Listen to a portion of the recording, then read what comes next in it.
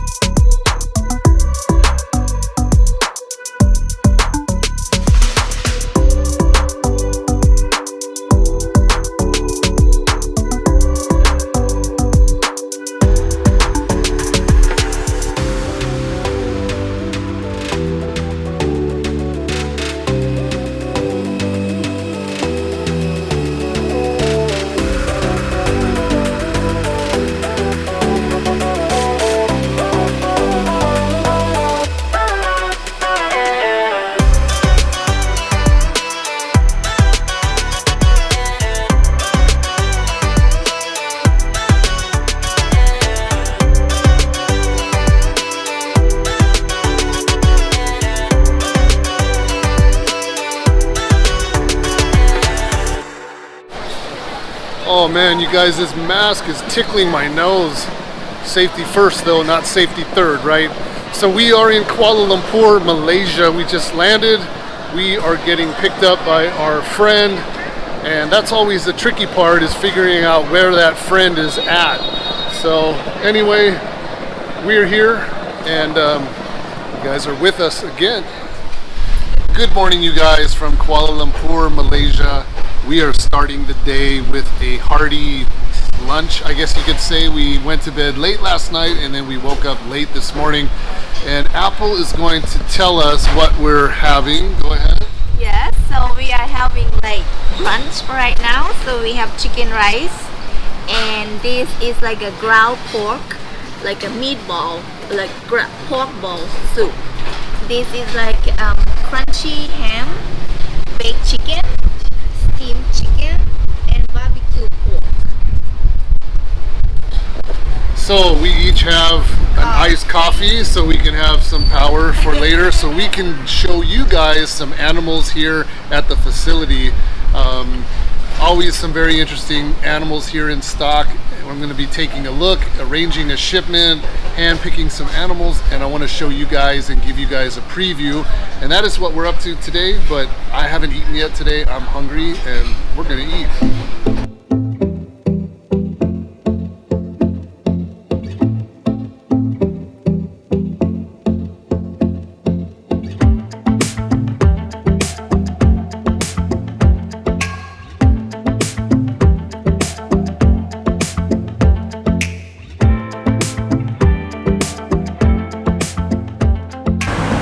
Okay, you guys, it's been a while since I showed any of the venomous here. There's one Wagler's Viper, a big female that might be actually gravid. These are just amazing snakes. The heads are gigantic and the colors are amazing. There's no males here that I can show. They're a lot smaller and they look completely different. But unfortunately, there's no males here that I can actually show that to you guys.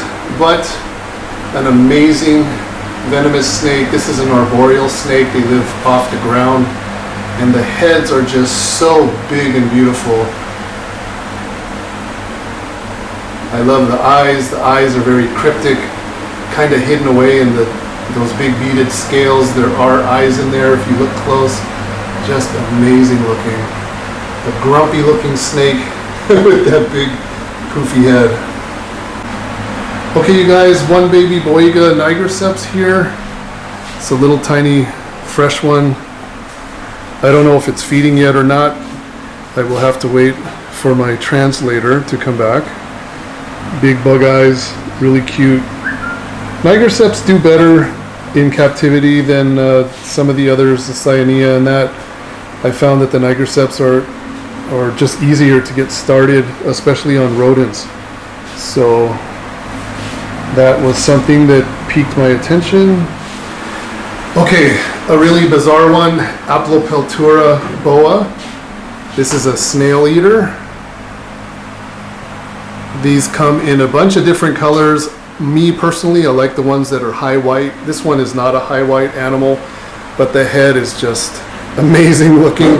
They have that strange jaw structure which is adapted for eating snails.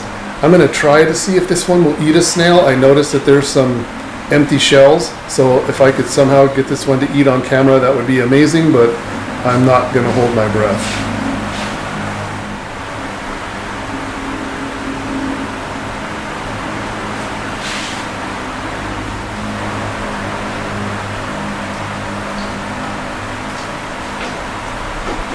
Oh my goodness, guys. What do we have here? Hand feeding a snail eater.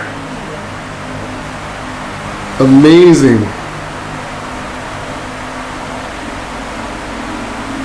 I have goosebumps right now. I can't believe that this is happening. You can see that the lower jaw is working to pull and scoop that snail right out of the shell.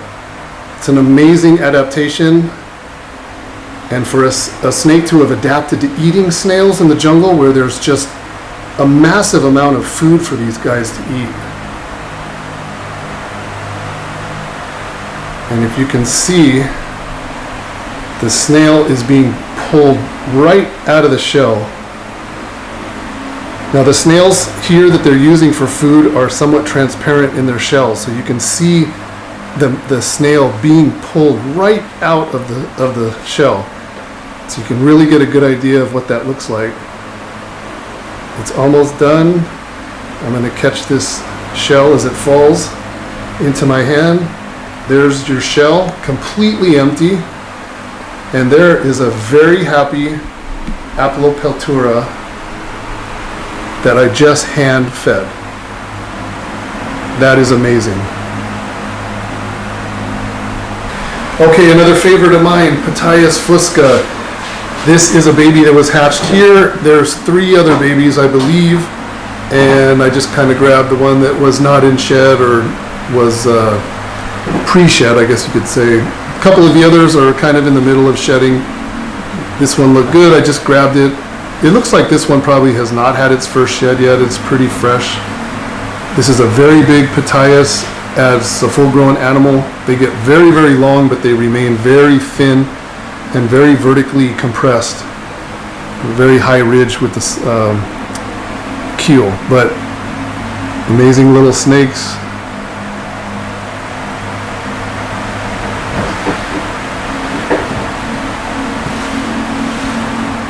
Okay, you guys, another very obscure one, uncommon in the hobby, Boiga jaspidea.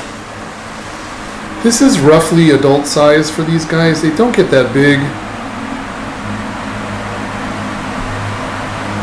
but certainly beautiful and very different looking for Boiga. A lot of Boiga are banded.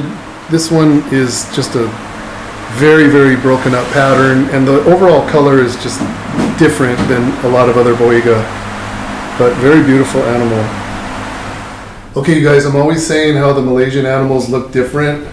So this is Flavolineatus, and this one here is amazing looking because the ones from Indonesia, the forward portion of the head by the time they reach adult size, which usually is not this big, the stripes and pattern is already gone. It's already faded out. And this animal looks like a whole different species. This is fantastic, and this is something that I'm going to be working on. But that is an amazing looking animal. First one I've seen here from Malaysia. I see a lot from Indonesia. Okay, one of my other favorites that I can only get out of Malaysia is Lycodon. This one I believe is Lycodon ephraenis. It gets actually a decent size. Oh, and you're crazy too, aren't you? The thing about this one that is amazing to me is that ventrally it mimics the banded crate with the yellow banding. As this animal grows, those yellow bands will fade down, but it will still remain somewhat banded. You'll still see some of it into adulthood. I have some bigger ones at home, but been a little bit challenging to establish, but once they get feeding, then it's usually not a problem. To me, they're sort of similar to like a house snake in size. Maybe not demeanor, I don't know. I don't think house snakes act like that. But pretty amazing snakes. Very, very rare and obscure in the hobby. and I'm just kind of trying to figure him out in captivity. I do have a couple back home, and probably going to end up having a couple more by the time this shipment lands. Okay guys, giant Asian river toads, Prinoides aspera. We brought a couple of these to an expo prior, and you guys really loved them. Figure I would just give you guys a look at these again for those of you that may have missed it, although I don't think any of you missed it. The big Malaysian river toad. I don't want to mess up the floor here too much with substrate, and I don't want to mess with the frogs too much, the toads, but that's pretty cool. And they get bigger than this actually. I've seen some that were bigger. Pretty amazing stuff. And Erpiton, you guys are asking me for tentacled snakes a lot. I might be lucky to be able to source a few while I'm over here, I'm not sure. I did find this one though, looks like a big female. And I'm always amused because in our previous video, if you saw us catching these in Bangkok in the dirtiest water you could imagine, and the animals were very, very healthy. And this water is so clean and nice, but the snake looks amazing. They look better when they're submerged in water, of course, because that's where they are most at home. The tentacles have come together on the nose with a drop of water there. So unlike the elephant trunk snakes, these actually are able to move around, and they actually are capable of doing stuff outside of water, whereas the elephant trunks just turn into a wet noodle.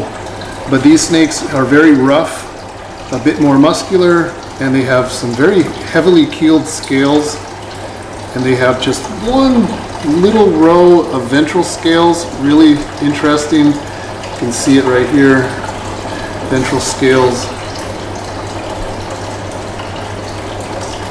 Very, very beautiful.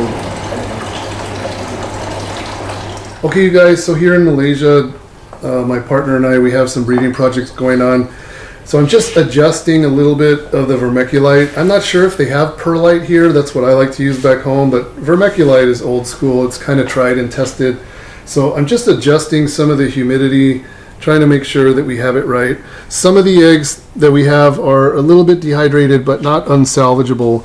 And so we have some dates and things written down. A lot of these eggs are already 3 and 4 weeks in, so they're already like quite far along. But I'm just doing a little bit of adjustment with the humidity, and then of course we'll reap the benefits of me coming over here and doing this work. This will just be some fine tuning, and then of course these animals will hatch, and then we'll get them over into the US. So it looks like we have Cynodon, we have Mangros, we have Goniosoma, and I haven't dug deep into the others. There's some smaller eggs here which are probably maybe Chrysopelea or something along those lines, maybe Drapezii. So just going through it right now, kind of, so I get an idea of what's to come down the road. Okay, so good morning and goodbye to Kuala Lumpur. We are moving on shortly to Indonesia. We have a midday flight, early afternoon flight, but first we are going to enjoy some really good Chinese food in this local restaurant. And that is about it. We had a very, very productive time here, and now we're moving on to the last segment to knock down some more business, and that is about it. I'm going to enjoy this food, and again, you guys are coming along with us.